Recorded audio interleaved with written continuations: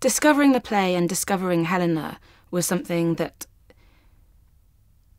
for me, it has to begin on day one of rehearsals, because I think if I come with too many preconceived notions, it's quite hard to change them. And especially with Shakespeare, when there are so many options. I mean, you have no idea what the design concept will be. You have no idea what the director's take on the whole play will be.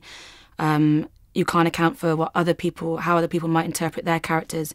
And ultimately, that's what makes the play unique and specific, is all those elements coming together. And there was no way that I could account for any of that before rehearsal started, really. And in terms of its historical context, there's an argument that Helena is Shakespeare. You know, was he in love with the Earl of Southampton? Was he in love with this lady in waiting of Queen Elizabeth?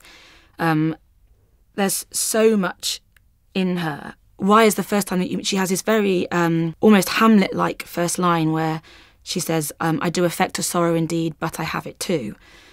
Now, I, as Michelle, know what that line means, but for the audience, that's the first thing that they hear this person say. And you just have to trust in that you don't have to try and disclose everything about her in the beginning, that you have the entire play to show this very full human being. Lest it be rather thought you affect a sorrow than to have. I do affect a sorrow indeed, but I have it too. And then the next time that you hear her speak is when she's on her own in the middle of this massive stage going, I'm really sorry, but I'm not even thinking about my dead dad. I'm thinking about this man I'm in love with. But it was the soliloquies, really, that were the most difficult to pitch, not necessarily to understand. I understood what the language was, but the audience don't have to like Helena. That isn't the point, but they have to understand why she does what she does. And you have 10 lines in which to establish her dilemma.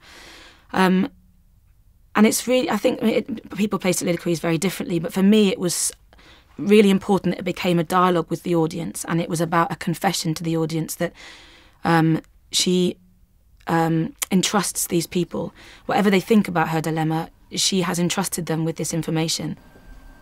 Oh, were that all? I think not on my father. And these great tears grace his remembrance more than those I shed for him. What was he like? I have forgot him. My imagination carries no favour in't, but Bertram's. I am undone. There is no living, none, if Bertram be away. 'Twere all one that I should love a bright particular star, and think to wed it, he's so above me. The meaning is so mercurial and intangible. The joy is you'll never get bored of saying it, which is a gift. Yeah.